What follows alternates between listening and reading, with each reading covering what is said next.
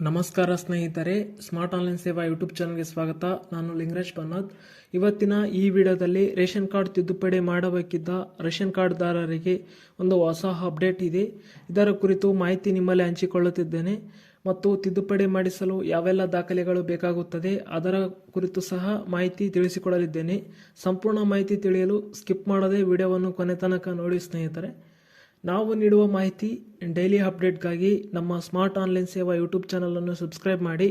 ನಮ್ಮ video notification ರೂಪದಲ್ಲಿ ನಿಮಗೆ ಬರಲು ಬಾಜು ಇರುವ ಬೆಲ್ ಬಟನ್ ಒತ್ತಿ. ವಿಡಿಯೋ ಇಷ್ಟವಾದಲ್ಲಿ ಲೈಕ್ ಶೇರ್ ಮಾಡುವುದನ್ನು ಮರೆಯಬೇಡಿ. ಲೈಕ್ ಶೇರ್ ಸಬ್ಸ್ಕ್ರೈಬ್ ಮಾಡುವ ಮುಖಾಂತರ ನಮಗೆ ಇನ್ನೂ ಹೆಚ್ಚು ವಿಡಿಯೋ ಮಾಡಲು ಪ್ರೋತ್ಸಾಹಿಸಿ. ರೇಷನ್ ಕಾರ್ಡ್ ತಿದ್ದುಪಡಿ ಮಾಡಬೇಕಿದ್ದ ರೇಷನ್ ಕಾರ್ಡ್ದಾರರಿಗೆ ರೇಷನ್ ಕಾರ್ಡ್ ತಿದ್ದುಪಡಿ ಮಾಡಲು, ಹೆಸರು ಸೇರ್ಪಡೆ ಮಾಡಲು, ಕುಟುಂಬದ ಸದಸ್ಯರನ್ನು ಡೆಲೀಟ್ ಮಾಡಲು, ಫೋಟೋ ಚೇಂಜ್ ಮಾಡಲು ಇವೆಲ್ಲ ಸೇವೆಗಳನ್ನು ಪಡೆಯಲು ಇವತ್ತು ಮಧ್ಯಾಹ್ನ 1 ಗಂಟೆಯಿಂದ 4 ಗಂಟೆಯವರೆಗೆ ತಿದ್ದುಪಡಿ ಮಾಡಿಸಲು ಅವಕಾಶ ಕಲ್ಪಿಸಲಾಗಿದೆ.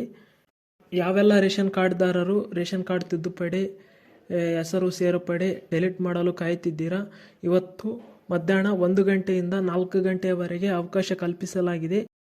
ನಿಮ್ಮ ಹತ್ತಿರದ ಗ್ರಾಮ 1, ಕರ್ನಾಟಕ 1, ಬೆಂಗಳೂರು 1 ಕೇಂದ್ರಗಳಿಗೆ ಭೇಟಿ ನೀಡಿ ತಿದ್ದುಪಡಿ ಅರ್ಜಿ ಸಲ್ಲಿಸಿ.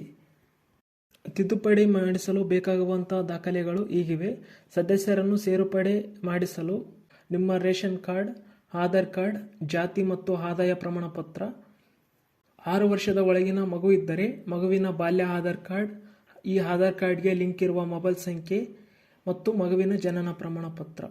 ಒಂದು ವೇಳೆ ರೇಷನ್ ಕಾರ್ಡ್ನಲ್ಲಿ ಹೆಸರು ಮತ್ತು ಫೋಟೋ ಅಷ್ಟೇ ತಿದ್ದುಪಡಿ ಮಾಡಿಸಲು ನಿಮ್ಮ ಆಧಾರ್ ಕಾರ್ಡ್ ತೆಗೆದುಕೊಂಡು KYC ಮಾಡಿಸಿ.